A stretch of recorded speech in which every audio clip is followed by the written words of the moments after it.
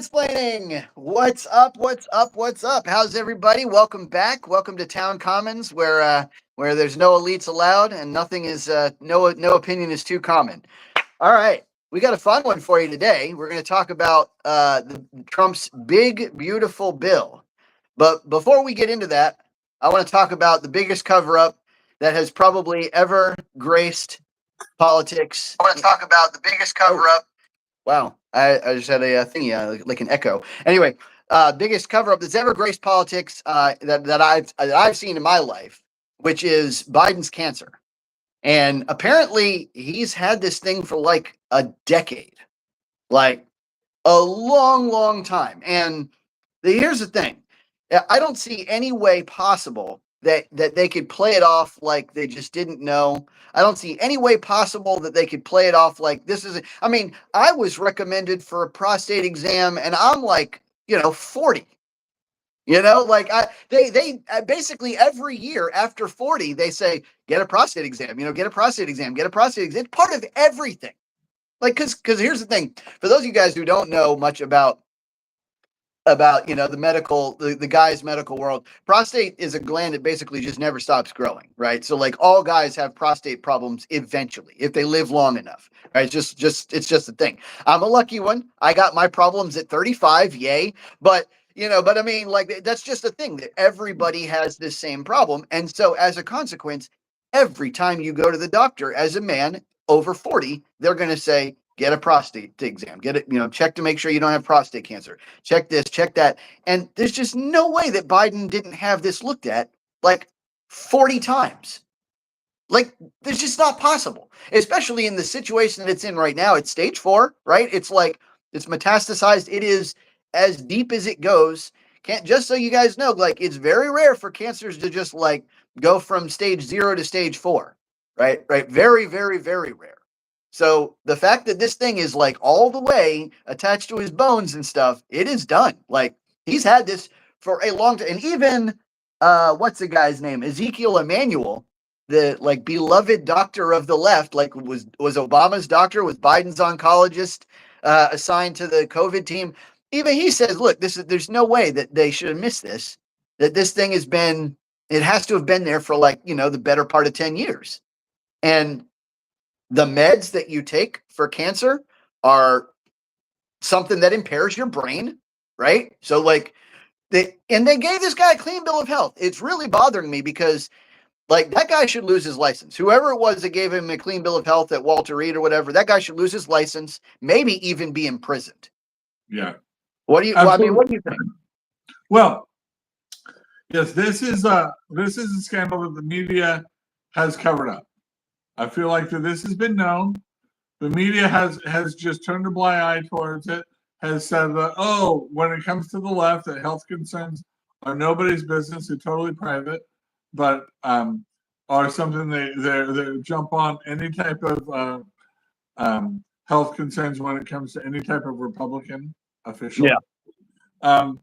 Finally, the media has reported, honestly, this week, belatedly, that this is a bigger controversy than Watergate.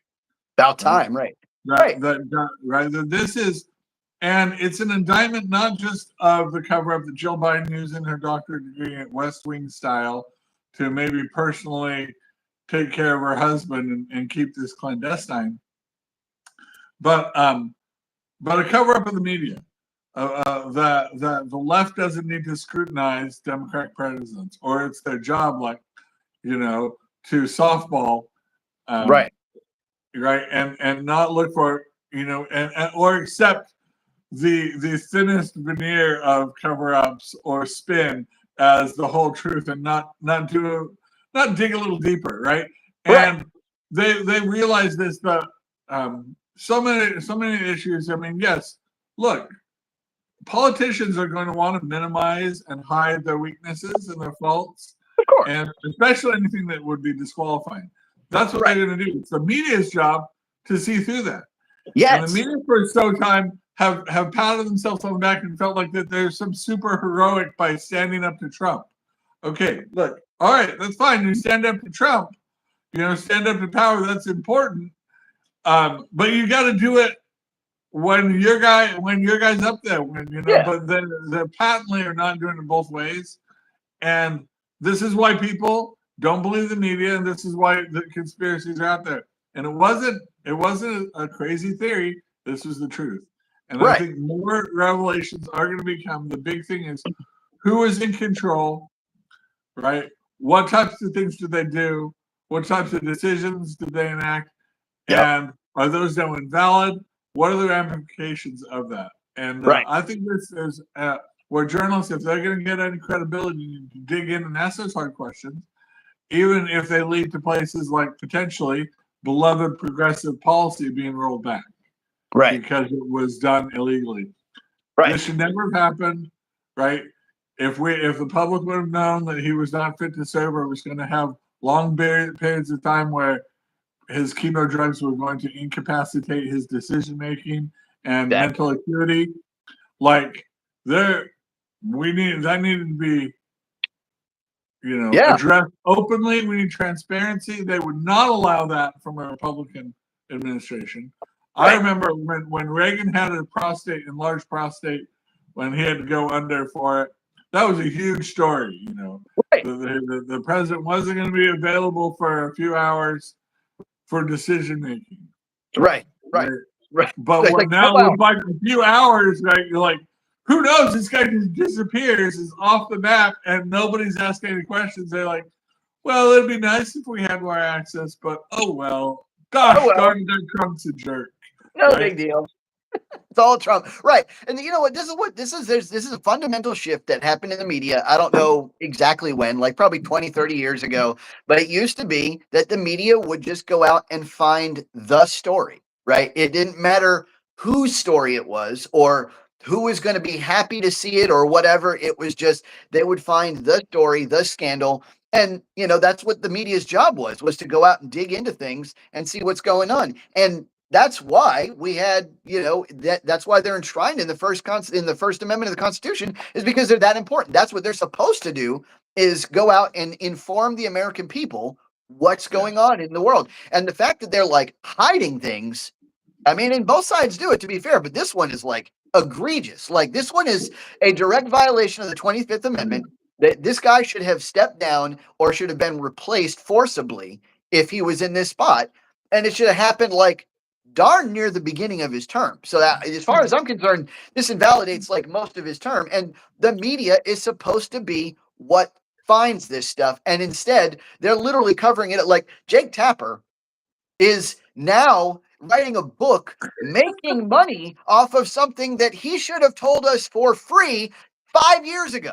Like at least a year ago, at least before the election, if not 5 years. Like insane.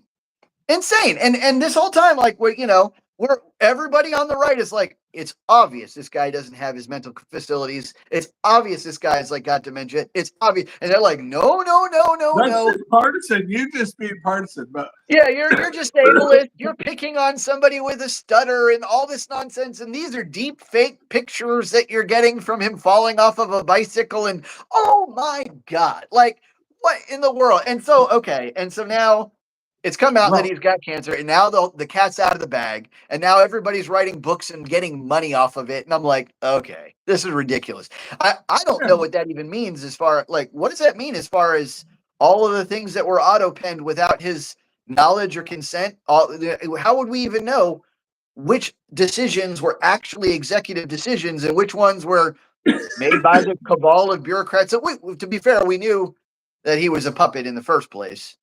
Well, yes, but he repeatedly denied those claims, right?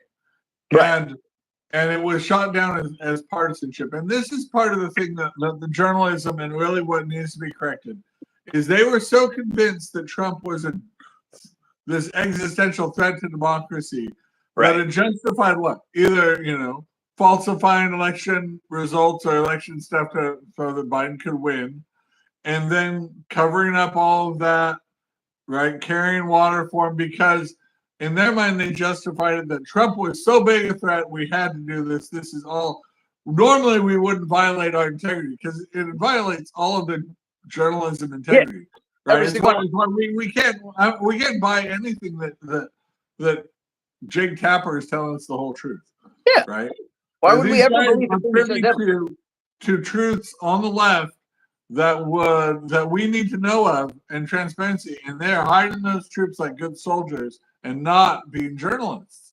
And until and you get credibility begins is the first step when you report the same, whether it's bad for your side or bad for the other guy's side. Trust comes on top of credibility. They're not the same thing, but you cannot have trust without credibility. And right now, the media has none of those. In fact, they have contempt. People despise them and see them as the enemies. And they're going to have to rebuild that by reporting when something's good for Trump, something's bad for Trump, when something's bad for their side, and give us the whole truth. And don't just hide stuff that we, an informed populace, needs to know. That's why we have freedom of the press. Right. And yeah, you know what? There's something in like when people like look at historical documents, when people get hit, people look at the things in the past that are recorded, called embedded, that a lot of times is what's supposed to lend reliability or credibility to a document, right? So, like for example, a lot of times in the Bible, they'll say things, for example, that don't make themselves look good, right? And that's one of the reasons that we know a lot of those accounts are more accurate, because if you're going to tell a story and just like make something up, obviously you're going to make yourself look as good as you can, right? And so this is obviously what Biden has done. And this is, I don't know, maybe you know better than I do because you're more of a history buff. Like, when did the media shift from being like this? Because I remember like Walter Cronkite was fairly trustworthy, would just tell you whatever the news was, and then it turned into like left, right, like DNC, RNC. So Walter Cronkite not only would try to be fair about things and he was trusted, right? But he also told you the news as a friend, right? Right. And that only comes from experience in war reporting, right? When you've got to report, all right, the Allies suffered a defeat today or bad news from the front lines, and you're reporting this, and so people want to hear what happened, but they want to hear it from a friend, right? Not somebody who's gloating out. And there's a certain sort of pathos and ethos that comes with that experience that Cronkite had. Right? We had such a long period of time during the Cold War of peacetime, and then the press was really against the Vietnam War. And so rather than telling you the stories of, sort of as a friend, other than Cronkite, it was they kind of actively wanted the Vietnam War to fail. And so that was the sort of beginnings of it. And then people who were obviously people who stood up to power were elevated. But one of the big things was Nixon. They did a movie about it, about the Washington Post and Nixon. Tom Hanks was in it. Did you ever see that, The Post? I think I saw part of it. I need to go back and watch it. I think I've seen part of it. So what it was there were some very detailed files that under Kennedy, McNamara had kept about the Vietnam War that were supposed to be classified and only given over to historians like 30 years down the line when the thing was over, so that history could look back on and have these records, but they weren't for the general public. And it was part of the thing where, but these documents leaked under Nixon. And even though they were damaging for a Democratic regime, and Nixon was a Republican, Nixon felt like, hey, these are classified, these should be privileged. And so he tried to uphold the conditions, not have them published. They were obtained sort of under a funding measure. And the press, rather than the story became not that McNamara had said the Vietnam War was unwinnable or all these really controversial things that would reflect badly on Democrats. It was all spun that Nixon was just trying to deny and suppress the freedom of the press. Right? Yeah. When it was like, Republicans say, hey, show this and make my, because Nixon was not a pro-Vietnam War guy. But he just felt like, hey, for the presidency and for the things, fair play, I should try to uphold these in the court, and lost. And after that, the press was just out for blood with Nixon. Yeah. Right? And Watergate, right? The cover up, the fact that it wasn't necessarily what he did or that it would have impacted the election because he won so overwhelmingly in 72. It was they got to uncover that he was hiding stuff. Right. And Right. reveal transparency and bring down a presidency. And so they've been drunk on their power ever since. Right. Yeah. But until you get to Biden, and now there are things that are obviously being hidden away. And the Right. need for transparency is of the utmost. Right? Right. These are close elections. These are not landslide elections like 72 was for Nixon. Right. And the press are spinning. They're keeping secrets. They are not doing their job. Right. And this is the part of the thing is we're having scandals that are bigger than Watergate, and the press will not break them until the person leaves office or something, right? Until they can make money off books. Yeah. Books like this is, of course, right. Everybody's got a book. Yeah. And it's similar in the situation with Hillary Clinton. Of course, it's like they release all this information where it's obvious that she's basically politically assassinated Bernie Sanders. Right? Should look bad on her, but instead it turns into like Russia collusion and stuff like that. Yeah. I mean, but I would be fine with that as long as it was even-handed, right? Like I'd be fine with that as long as the media was just out to find every cover-up. I'd be like, great. But like, meanwhile, the media is deliberately hiding the Biden cover-ups so that these people in the media can make money off of it later. I'm like, that's the cover-up, right? That's the cover-up is what the media is doing, not even what Biden, I almost don't even blame Biden for saying, look, keep this between us or whatever. Yeah. It's dumb and it's against the Constitution. Of course, that's what he would want. That's his self-interest. Right. But the media could be like, I'm sorry, this is a story. Exactly. People need to know this and write it. Exactly. Because here's the thing: like we're supposed to be. So Tanya, right now, what we're talking about is Biden's cancer. We're talking about the fact that he was just diagnosed with prostate cancer, and disclosed. Yeah, and that. Right. It was just disclosed. Sorry. Yeah. It was just disclosed that he has prostate cancer and that he's had it for quite some time. And it's a very, very advanced form of cancer. And the medication that he would have to use to fight cancer is part of what probably led to his mental decline, because chemotherapy and it explains everything. Right. And so meanwhile, the media basically covered this whole thing up. The media basically ran interference for Biden, trying to protect him, trying to make him seem as though, that everything was fine and nothing. And so now the test to see is a media willing to make the changes, right? We see Scott Jennings, CNN is trying to move more to the center, trying not to be a bubble chamber.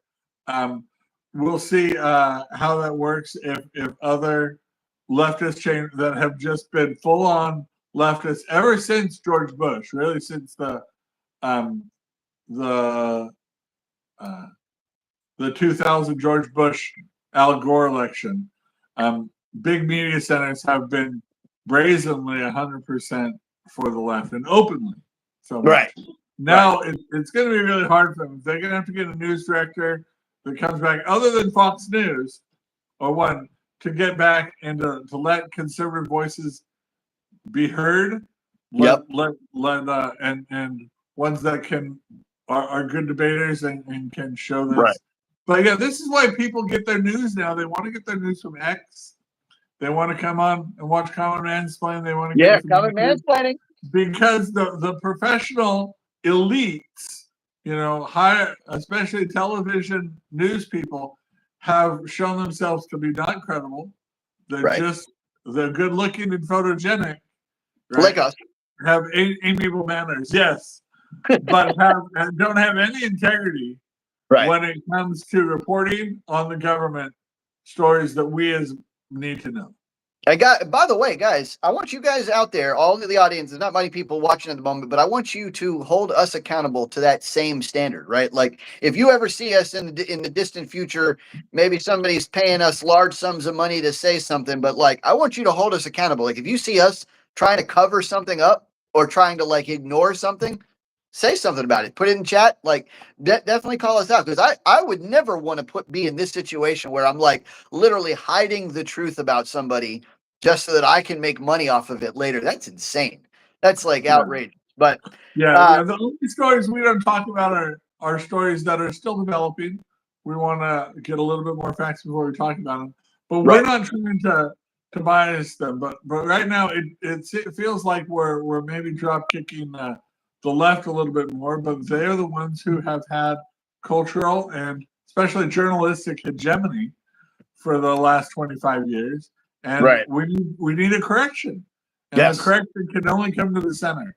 Yeah, thankfully, I like Scott Jennings. He's capable, and I like Michael or whatever does a good job. But I mean, CNN is still like one conservative and like 8 liberals on a table, you know. But whatever, you know.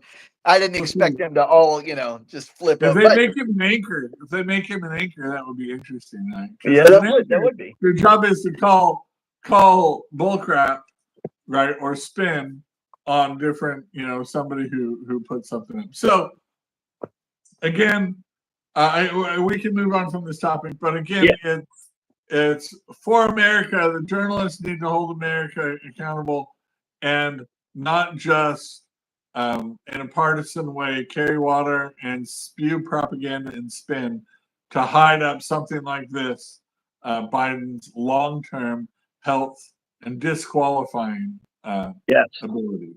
Yes. All right. So moving on to the main thrust of today. Oh, look at it's Winter. Say hi to Winter, everybody. Winter. Say hi. Say hi. Oh, cute dog. Anyway, he's annoying. She's annoying sometimes. But anyway, the main thrust of today is about the big, beautiful bill, what Trump calls the big, beautiful bill. And it really is big, like, and I mean like huge. It's like 1,100 pages or something like that. And I have to say, for the record, I really don't like 1,100 page bills. Like I don't like these omnibus giant packages. Now, there is a reason for it, and I'm going to explain the reason for it. What they do is they sneak everything they want in on the same bill because it's budgetary.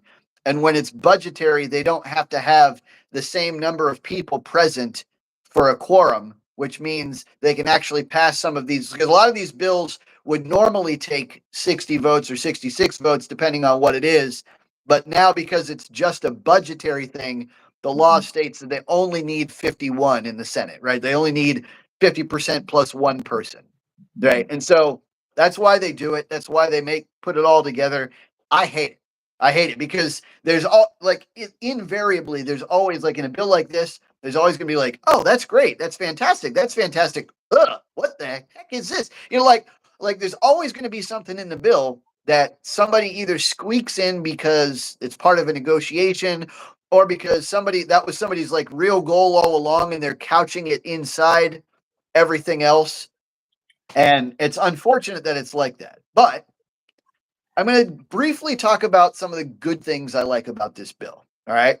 One thing that I love about the bill is that it extends the tax cuts from 2017. Right. That's a big thing. If we didn't have those tax cuts in place, basically every household you see would have this massive loss. Like, I think it's something like $5,000, $3,000, $5,000 per family that they would have to pay extra in taxes every single year. Right. And people like to say the words, like anytime it's something the Republicans do, people like to say the words that these are tax cuts for the wealthy. That's not, there's, especially this time, that's not accurate. Now, it may have kind of sort of been a little bit accurate in 2017 because it included a corporate tax cut, but that one was permanent. So now that's not even on the table. Right now, the only thing that's on the table is whether or not the common folk get to keep their standard deduction being really high, whether or not the common folk get to keep their tax deductions. It even adds tax deductions for like tips, tax deductions for overtime. Like, when was the last time you saw a CEO of a company make overtime? This is for basic run-of-the-mill people. Like, you know, this is nope. When is the last time you see? I mean, to be fair, you can see some high-end commission, but it's even then it's not that big, right? Like even the people that sell houses aren't making that much on tips. You know, they're like This is basically for like waitresses and et cetera, et cetera. Like, Sure. so this is not tax cuts for the wealthy. This is tax cuts for the common man, and I think that's so. Let me just address what Tanya said. Tanya's asking, so wait, the only thing you're really against is that it is a bit. Well, no, there's plenty of other things that I'm against in this bill. We'll get to it. When bills get large like this, it's right. It's hard for somebody could vote for it because most of it's good, but some of it's bad. When you parse it out, you can and have more granularity. You can be a little more specific and keep that out. Now, like the one objections a lot of people had is that they are trying to reduce budgets for Medicaid based on the Doge fraud cut. Doge found these types of things, and by getting these people who should be ineligible, we can reduce these budgets. So yes, they are Republican priorities, right? When the budget are spending for what Republicans want to spend, the cuts are justified by cuts that Republicans want. So it is a partisan bill. There's not really that. There's also some interesting things kind of thrown in that aren't just budgetary, that they kind of like saying that states can't regulate AI. That's one of them, trying to redo a rule for California that was going to require only electric vehicles sold. That's being repealed. They saw that that wasn't actually a law. It was more just a rule or a waiver that California gave. So they have to go through parliamentary stuff, but mostly it's spending. But when it gets so big, yeah, people get fatigued. Now we do have AI reading. You can go to ChatGPT and they can read out and pull out stuff, and so it is possible to parse this and have it broken down, and delve into the things. And I feel like there has been a lot of reporting about and things coming back about what things they disagree with. They're concerned that the Doge cuts are are maybe a little too harsh, right? Which is what they're willing to do. They want to actually go a little farther and then maybe kind of pull back and do that to try to weed out So that's but also ones that aren't people that aren't alive anymore, dead accounts, kind of thing like that. Right. So that's a Republican priority, even though it's widely assumed. Johnson, the Speaker of the House, has taken some flack for doing that. Yeah. The Big Beautiful Bill, though, it is really about governing and about the government and all. It's not really a referendum on Trump, but having it go through will sort of validate and give Trump a win. And so I think that's where a lot of the opposition is urban. Yeah, I mean, there's definitely so to discuss some of the more controversial parts of the bill. I mean, it's a thing where Medicaid did go through some changes in this bill. So if this goes through, one of the things that'll happen, which I think is a good thing, is that they will install work requirements for people who are on Medicaid and SNAP, which, by the way, for SNAP, there already was work requirements, but they've kind of fallen off. A lot of these things fell off because of COVID, right? And when COVID came around, they basically were like, whatever, we'll just give away money left and right, and it won't matter what requirements that person fulfills. So in Medicaid and SNAP now, with this bill going through, if it goes through, they will have to, if you are an able-bodied person who's single with no kids, and you're on Medicaid, you have to work at least 80 hours per month. Or volunteer or be looking for work 80 hours. Or volunteer, be looking for, or go to school. Right? Yeah. So literally there's 8 or 10 different ways you can fulfill the requirements. And these are very, very easy requirements. We don't want people who are able-bodied to just sit around and collect a check, right? That's not what we want in America. That's just not what we're about. Yeah, there was Medicaid functions was to provide temporary medical benefits for the unemployed, for people who were transitioning between and part of that was at a time when the government was destroying the tobacco industry in the world. So it's okay, people that were part of that tobacco industry now have to retrain and get jobs other jobs, And so we're going to give them Medicaid, we'll give them other benefits because we feel bad that we destroyed this whole industry, right? Right. But now, right, just because we did that in the past doesn't mean that we should reevaluate it for our current administration. Right? That might have been right at that time and place, but I agree with you that these work requirements are more appropriate now. And the idea is to get people, able-bodied people, off Medicaid. And that it should just be a last resort for the most vulnerable population. So Tanya asks, able-bodied doesn't mean abled mind now, does it? So where does it? So yes, it actually does in this case. Now, I don't know if it would in like common vernacular, if you're just talking, it may not include the mind. But in this event, yes, it means basically no medical problems that would debilitate you or keep you from work. And they're pretty broad with when it comes to that stuff. Like I could probably qualify myself, but I don't because see, this is something that's just part of my nature, right? Like I don't take free handouts if I don't need them. That's just who I am, right? Yeah. I probably I'm not on Medicaid. I might be able to get my son on Medicaid just because he was diagnosed as a form of high functioning autism. We haven't decided whether or not we want to do that. We'll see if that's something. We haven't needed to do that yet. But yeah, so there are things like I wouldn't go on it, but potentially like one member of my household or something. So we'll see. Right. And this happened to me before too. Like I remember being on unemployment, which don't get me wrong, like it's a godsend when you need it, right? But I was on unemployment for a couple of weeks, and then like I had a job offer that offered me literally like $150 a year more than the unemployment. And I'm like, I'll take it, right? Like snap take it. Like even though of course I could have made almost exactly the same amount, sitting around on my butt doing nothing.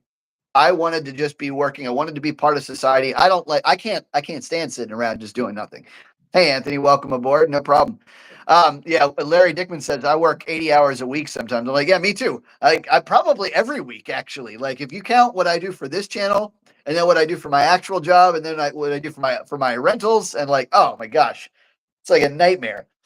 But so another controversial part of this bill is the fact that they're adding in a provision where so like most of you guys know that Trump is trying to get a lot of stuff done through executive action, right?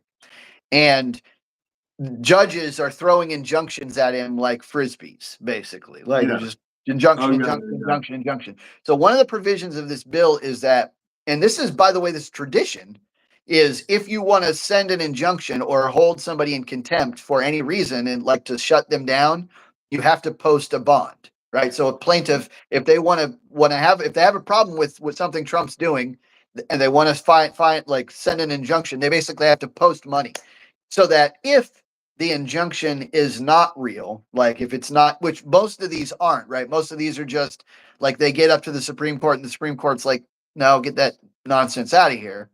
Right. So if it's not real, if it's an improper injunction, that it deters people from just doing injunction and forum shopping and stuff like that. So that's one of the things. I don't know how I feel about that one. That one's on the edge. It's kind of like, to me, that's like right on the fence of like getting involved in somebody else's branch is like, it's like, I feel like the legislature should stay in their lane and not try to tell the judiciary branch what to do. Well, how I saw it was that essentially, if you're a district court judge, you can issue an injunction, a nationwide injunction, but you can't fine the president in contempt of court if he chooses to ignore that injunction until it's been ruled upon, right? Right. At the district level. So it's dealing with, right, because the number of these has gotten so high. Yeah. We'll see what happens. I think for right now, I think they'll probably try it and see how it works.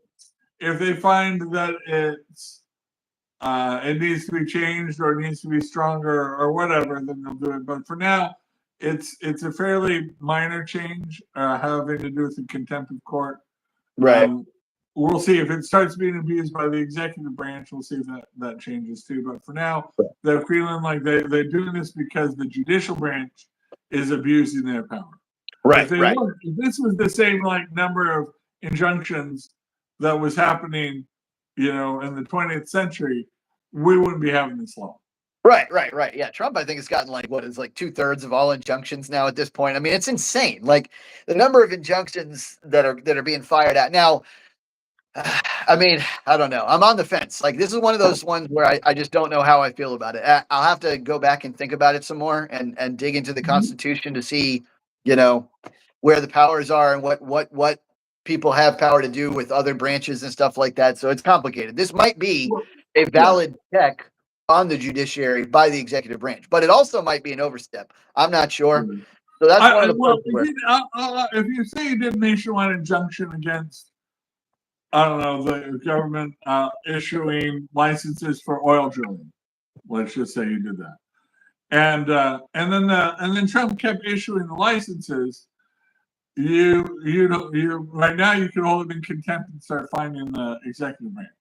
This law would say you can't do that. But if when they have hearings, that injunction is upheld, then all those licenses would be invalidated that he continued issuing while the injunction was in place. So it still gives the judiciary power, provided the outcome is real. But it does. The judiciary and Trump was compelling them to negotiate with foreign powers to disclose, all kinds of stuff. And it's like, look, when the judiciary is they're pushing their limits, we're going to push back a little bit. And ultimately, if they can come to a balance, maybe this law can go away. But right now, it's like, let's try that and see if this is enough, if this works. It might seem a little boring, but it is to see that we only want these injunctions for something that's really serious, not just because Trump likes it. Right. Exactly. And yeah, I mean, there's a lot now. Bear in mind, there's a lot going on in this bill. One of the things that's going in is he's going to be starting the Golden Dome, which is kind of cool, right? He's going to start the American, believe it or not, as powerful as the American military is, we do need like a makeover, right? It seems like the amount of money that we spend on the American military is already exhaustive, but we have to do something to keep up with the new times because the battlefield is just changing so much. Like we need to get our drone program up and running. We need to get our underwater, basically our unmanned submersible vehicle army up and running. We need to get any kind of protection we can have against foreign missile attacks because Russia has been improving theirs and China's been improving theirs, and China's getting to the point where they're a threat. They really are. I mean, it may seem like, oh yeah, well, we can beat them, no problem, but it still is a matter of we beat them while they kill, 50,000 people. Well, look, here's the facts. Generation X probably is the most culturally equipped to fight a war. We're more patriotic than millennials. More willing. Always use more martial than them. But we're getting older. If you want us to participate in the next war, you better have drones that we can control from home with our controllers while sitting at our computers, right? If I can control an Android, I can fight in the next war. But I'm too old to get on the front lines. And so this Golden Dome, now I've heard without any specificity that the U.S. has had really good anti-missile defense for our continental 50 states. It's right. So it was. This says he wants to make it better. Yeah, I heard he offered Canada a chance that if they want in on it and they want protection, they can pay $65 billion and they can just become the 51st state. Right. Now it was good. So our missile defense system was solid, right? Like it was capable, like with last generation tech, right? So, but the problem is now with the hypersonics, we have to upgrade because if we don't, Like our current system can't stop a Mach 10 missile. It just can't.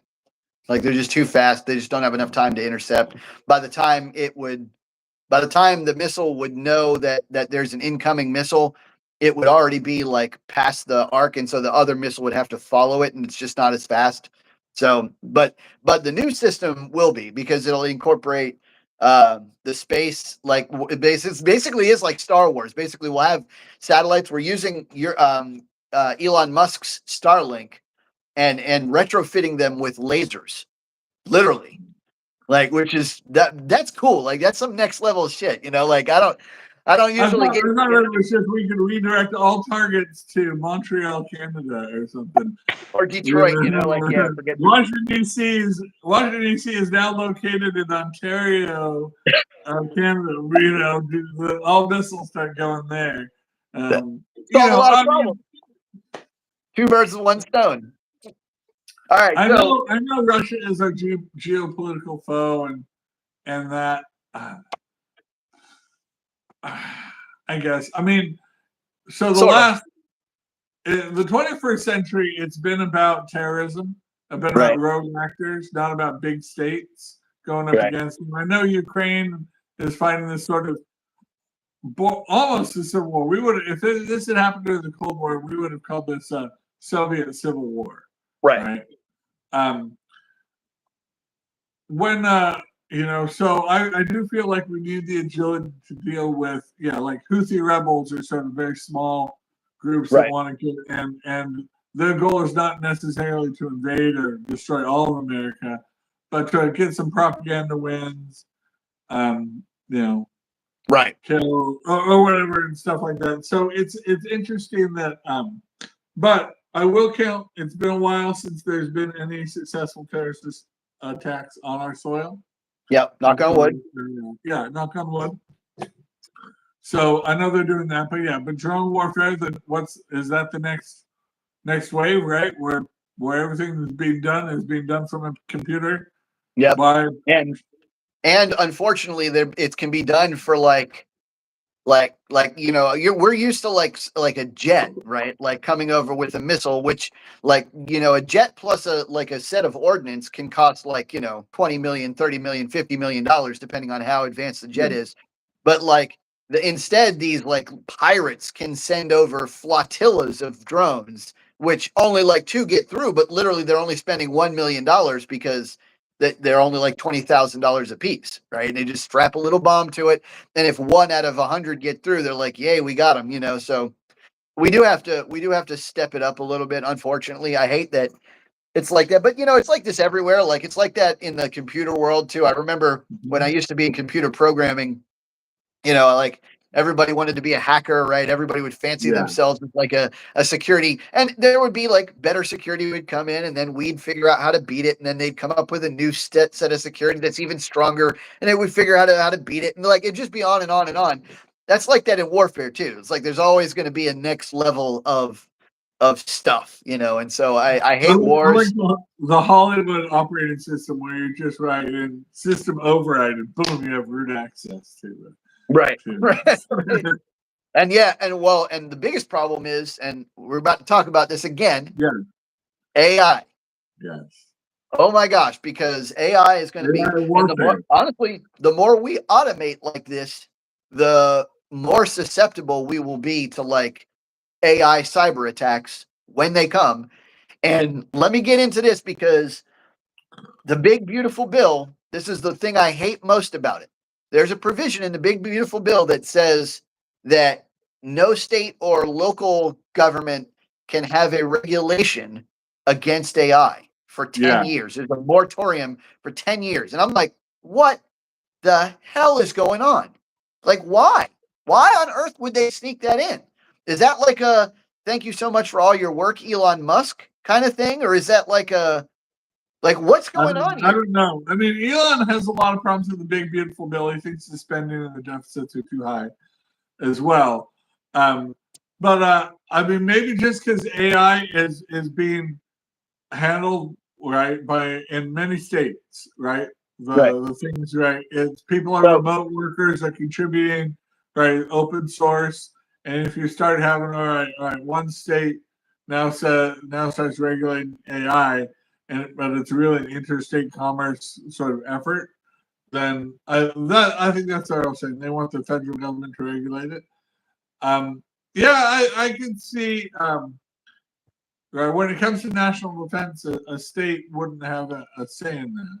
But Yeah, they could be. I guess once AI is developed, then the state can start saying, okay, we want to ban AI for the following purposes or yeah. uses or something like that. But yeah, I mean, but it does seem a little bit.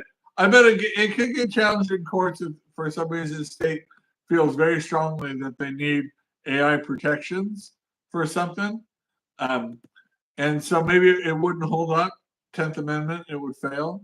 But for maybe. now, I think they're just trying to discourage state legislatures from doing pointless, dumb anti-AI laws. Like, don't come with us with an AI restriction unless it's real, right? See, I'm thinking, yeah. I mean, obviously, the federal government's laws are going to be the most, they're going to be the most effective with an issue like this because it's going to be big. But I'm just worried because I mean, I would like, maybe there could be these sanctuary cities without AI, without these like Oh yeah, maybe. interesting. But we can't do it now because of this nonsense in the bill. Like, Well, why is all this even right. So let me comment and mansplain this a little bit for the common man. Yeah, tell me what's going on. Let me bring that. So, and I'll use the example of liquor laws. So, states aren't allowed to favor their own producers of products, right? They can't tariff stuff from other states. Like if I want to sell, right, alcohol that I make here in North Carolina, in Tennessee, which makes a lot of alcohol, they can't like make their alcohol cheaper and tariff my stuff because it's all in the United States. So then, they started doing these things that would start favoring their producers or their distributors or their retailers. One of the big things was when the internet allowed people to ship wine directly to people's homes, right? States would be like, well, if you're getting wine from California shipped here to North Carolina, you have to pay these fees. But if you get wine from a winery here in Carolina, no fees, right? Right. And the Supreme Court had to come in and say, no, you can't do that. Right. And it was supposed to be a law that was broadly set, right? Didn't just relate to alcohol, but sort of said, like, look, don't favor your in-state stuff. We're all a country. The federal government will regulate the stuff. You can't give beneficial rules for your in-state versus out-of-state. But everybody's trying to ignore that sort of precedent Supreme Court decision, like a law like that was written in like 1798. Like they've been trying to find loopholes around it, and so they had to come back again and say no, we're reaffirming this broadly based. And so this way, like what you'd have is California having laws to support their AI technology things that restricts or taxes or tariffs AI technology coming from Texas or from Boston or from other places, Carolina, right? Okay, but that's a little bit different than. So isn't the argument that isn't the argument that it would be monetary, right? Like it would be budget, like it's fiscal, right? So they're saying you can't favor your home state fiscally. But you can do it technologically, right? Like, because there's like differences in gun laws, there's differences in car operation laws, right? Like, there's differences in like the technological applications in different areas. But it's just if an AI regulation, because there aren't any, but AI that's being developed in Texas or in Carolina, right, might be a competition to you, right? You want AI to be developed in your state because it's a big moneymaker type of thing like that. Yeah, so they don't want, at least when it comes to that, maybe it refers to that, but they don't want states trying to even loophole, even if it's not overt, try to kind of weigh the scales that advantage their in-state AI development. I know we'll see, and maybe it won't stand up if somebody challenges it. If the state really wants to do it, it's on shaky ground and could. But I'm saying as a common man, what we've seen states do in the past is try to, and with alcohol or with other things, try to favor their in-state producers over out-of-state ones. They can't directly tariff things, but if they can make things cheaper or more advantageous for their in-state producers, they'll do that. Yeah, so Tanya says what I'm saying basically, that it's not the same as like guns or alcohol or anything else. Like it can evolve. You're right. You're definitely right that it's not the same. It's its own animal, right? I mean, Okay. we have Well, lots of like great. weird things going on now that are like AI is different than anything we've ever come up against. Social media is different than anything we've ever seen before in the past. Like we're just running into all these like, yeah, our weaponry is like way beyond what was imagined for the Second Amendment. Like we're running into all these things that are like really stretching the boundaries of our our construct. But here's an example. Say New York or California, one of these major tech, or Texas or North Carolina, one of these major tech hubs, says no AI is on board, agrees with you that AI is a risk. Say no AI can be developed that's smarter or more capable than ChatGPT-4. Interesting. Who said that? That's the new ceiling, right? Who said that?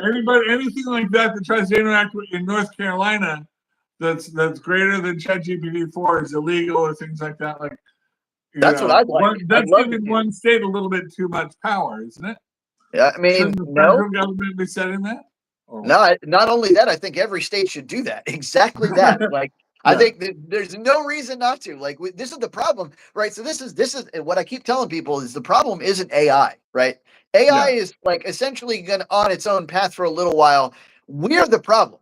The problem is that we're the ones that keep on charging towards the end of this cliff without looking back, and we're just like, we're going to go further and further and further. We're going to stop all regulation, like Elon Musk called for regulation like 2 years ago. He was like, look, this is a monster. And here's the thing, this is not like a car where if you just don't have a seatbelt and then somebody gets into an accident and it kills one person, then it's like, oh, I guess we need seatbelts, let's put in a regulation. This is like, oh, we didn't have an AI seatbelt, so it takes over the world.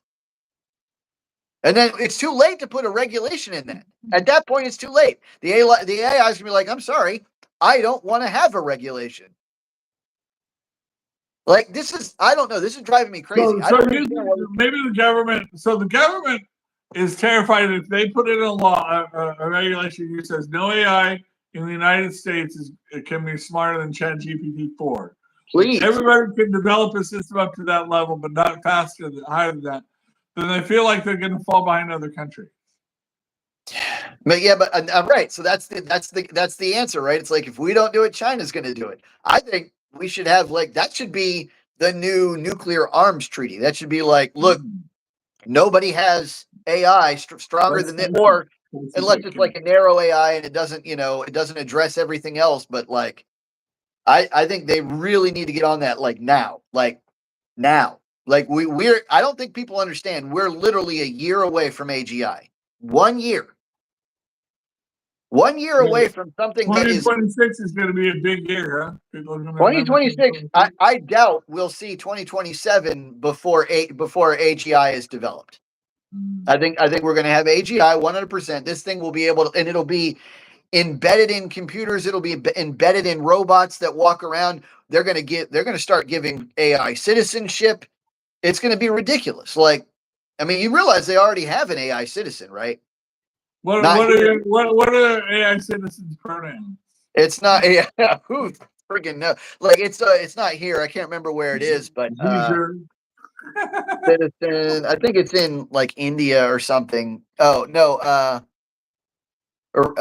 Saudi Arabia. Saudi Arabia has an AI citizen already. Yeah, Saudi Arabia has camel racing.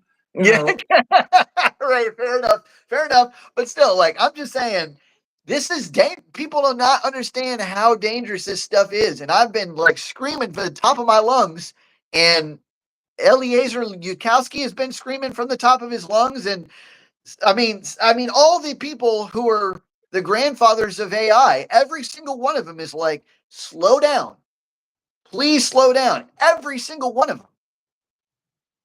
And now I don't understand like why this provision's even in there, but hopefully see, this is the only good news about this bill that I'm hoping for is I'm hoping it's like a setup for a bunch of other stuff to follow. I'm hoping Trump is like, all right, this is the platform, this is the base. Now we're going to go ahead and put in the Doge cuts, because I'm really upset that the Doge cuts aren't in there either, right? Yeah.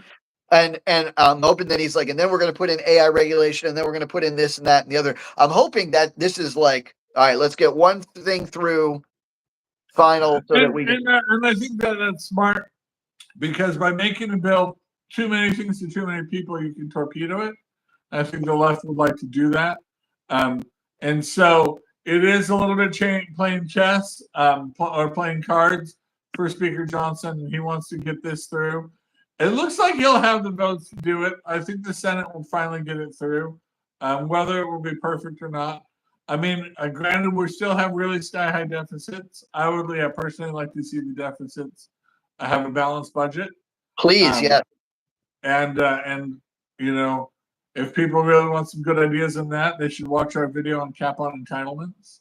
But yeah, you know, that's where the money is. And those are things that Congress is usually unwilling to do before a midterm election. But we'll see. So let's catch up on some of these comments.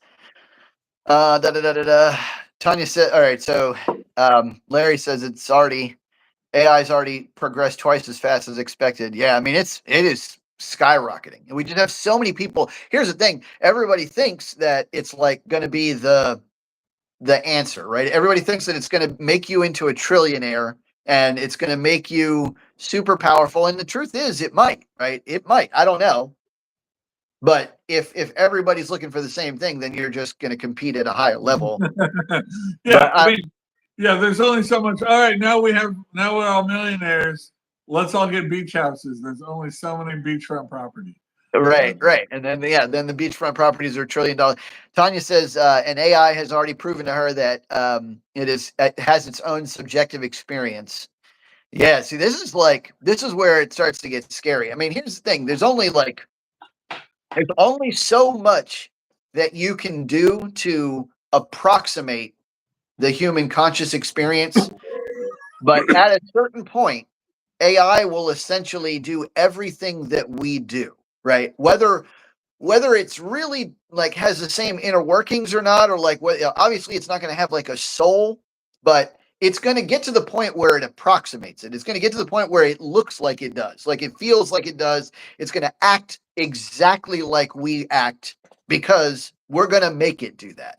And I don't know why. I really don't. I think that's the stupidest thing on earth. I think this should be a tool. It should be a can opener, and it should be a glorified can opener. And I'm happy to use it for like cracking the DNA code of some kind of weird biological medication that's fine. I'm happy if it wants to beat me in chess. That's fine.